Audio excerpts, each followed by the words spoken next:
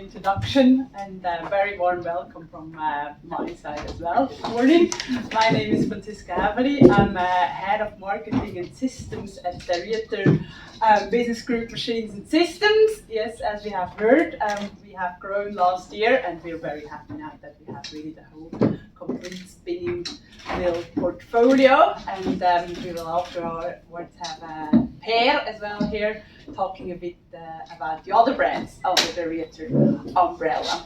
I'm very happy that after the Uster presentation, and I think this fits very, very well, and we will have some good discussions about this topic, sustainability, because this, of course, we have different topics that we address when we talk about sustainability. CO2 footprint is also a major topic where we will have discussions on at ITMA. But today I would like to focus on how do we master this challenge that we have seen with these recycled materials upcoming. We have heard it before. You spend a lot of time at conferences and seminars. You see these numbers, this famous 1% of material that is recycled today. You know it probably better than myself. You actually get devastated on all these conferences where we have all these slides with all the very sad numbers on what's happening. I brought my big bag there. You have seen it maybe. I will go afterwards skiing this afternoon, and you have here the beautiful view to the mountains, to the snowy mountains, and we really hope that this will also remain for the next generation. We even have an example of the next generation here with us, which is great. And for that, of course, also the textile industry needs to address these things. That's, of course, not only the thought of myself and of Rieter, but it's also, and this is certainly something that you have also read and covered already a lot, this strategy for sustainable and circular textiles that the European Union has launched 1 year ago, where they say quite many things and have set quite ambitious goals. And for 2030, we're not talking about 2050. We need to do something. But they say in 2030 they already want to have, and I quote, all textile products placed on the European Union market are, to a great extent, made out of recycled fibers. Now we have seen before that that's possible, and everybody is working on it, and you can add some fibers, and you still have, even if you add 30% fibers, you remain with the unevenness. So this is also something we don't see always, so this will be an interesting discussion, and I completely agree that we need to work on this topic really together. This is the challenge that we face, and we have seen it before. They have set these goals. This is also very interesting. I became quite a fan of these short staple fibers. Spinning yarn, it's quite a philosophy, quite a challenge, and we get now more and more requests, and this is actually what is happening also from brands who are saying, hey, we have these targets, but we get now the feedback from the yarn spinners that this is actually a challenge to meet these targets. It's apparently a challenge to spin these yarns.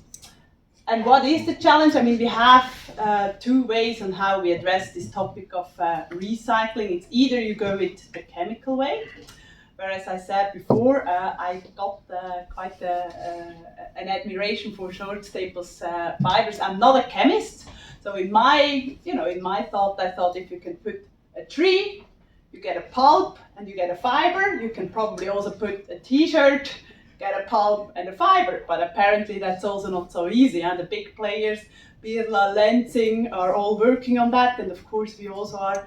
Just currently doing a cooperation with Birla also on recycled material, and then you also have the new kids on the block like Renewacell, Infinited Fibers, Saxel, Born Again. We're also very happy that Born Again will have their first commercials plant in Winterthur next to the Rieter headquarters, where we also have an exchange.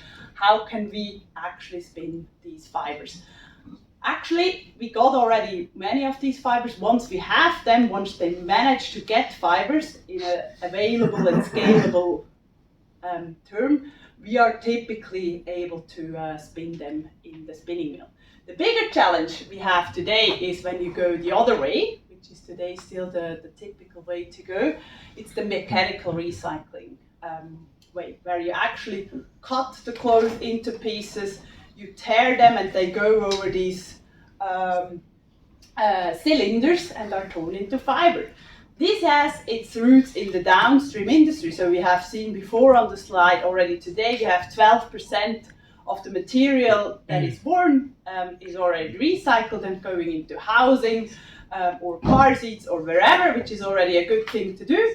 There, of course, it's not the focus to tear these fibers as gently as possible, but just to produce as many as possible. So here we have the challenge that we need better fibers. That's also something when we talked before about classification, where we have the challenge. You talked about yarn values. Where we already have a challenge is that recycling is not recycling. So we have a lot of discussions with our customers where they say, oh, I'm doing this and that, and we always need to have samples of these fibers that we are talking about the same thing. So we have also introduced the Rieter recycling classification, where we talk about the raw material, and here you see what I said before on what is the challenge. You see on the right hand side you see virgin cotton, and it's not even a good one. It's 21 millimeter. This is not the best virgin cotton ever, with a short fiber content of 25%. Short fiber content is the number of fibers below 12.7 millimeter. So with this we can do more or less everything. And then already if you go to yarn waste, so that's not salvage, it's not fabric waste or something, you already see the short fiber content nearly doubles, and the fiber gets down to 14.5 millimeter. And then if you talk about post-consumer, so if this t-shirt is torn again and shredded, we talk about short fiber content above 70% and an average fiber length of 10 millimeters. And I said before, short fiber staples are great.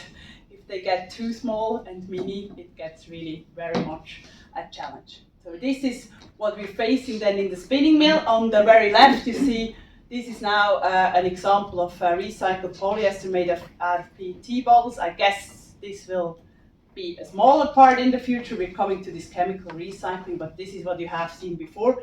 If they manage the process, and there it's a challenge to manage the process, then in the spinning mill we are actually then able to spin these, because they can design the fiber length to the extent we need it. So we are working on addressing this, the mechanical recycling, by working with the other guys on the spinability of the chemical recycling. It's two ways how you can do that today.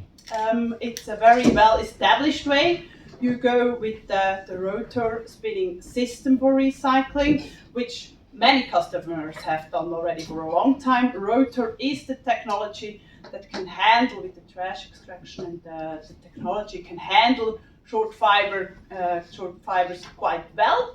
And we have many customers in Spain, Portugal, but also Turkey, China, that are doing this already for a long time. There we see a tendency now that they also go into finer yarn counts again, so not only very core yarns, but they do also on an open end NE40 fibers to address this market.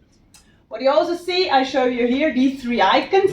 That's also a big advantage of a rotor process. You see the blow room, in this example the C80 card and the RSP module, and then the rotor spinning process. And then when we go now to the need of the hour is that they go into ring as well. First challenge is already that we come from these three icons, we come to the 6 icons and the complete spinning mill.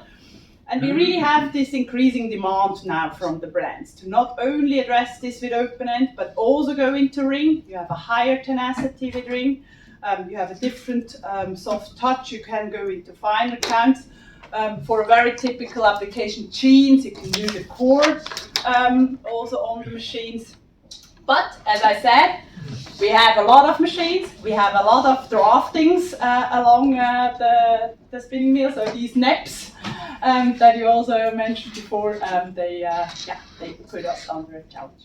So we're working on that. I'm very happy. You will have this, you see this sock here. This sock will accompany you along the day. We will see that as well just before we finish off with the Tech Circle project, where we were working on together with various brands, also Roner Sport Socks, which is a brand doing socks on optimizing this, and also talking about exactly what you said before, what is also the requirement from the garment producers, how do they specify the design of these things, and what is possible to do. So we managed here to do a ring yarn NE20 with 50% post-consumer material and 50% Refiba fiber. This is the fiber from Lenzing that also contains recycled material. This is what we're working on. We're working on, for example, with denim manufacturer and also other partner customers on optimizing these systems. We started off with a very common blend of 80% virgin cotton and 20% post-consumer. We optimized already along the process and could already reduce the IPIs and the short fiber content. And now, and there we will go into more detail then at ITMA, how we can increase this share of recycled material in an economic way. Huh? So of course you can always spin 100%, but we want to have that on an economic, efficient way. We will also have at ITMA, we have a trademark by Rieter, COM4 brands, which is very well established, and we have many registered clients using that for their yarns and also their apparels made out of it. And we will introduce this at ITMA, that we have a brand for yarns spun on Rieter spinning systems with recycling. So we will be very happy to share more insights on that. We will also be in hall number 1. We will of course have many innovations there. I said before, energy efficiency is of course also a topic that we will introduce. We will have some vast know-how, textile technology know-how, and solutions on recycling. And we're very happy to invite you for Thursday, June 8th. This is the start of the ITMA at 10 a.m. We will again unveil our new innovations, and would like to invite you also in the name of Remindis to join us there. Okay.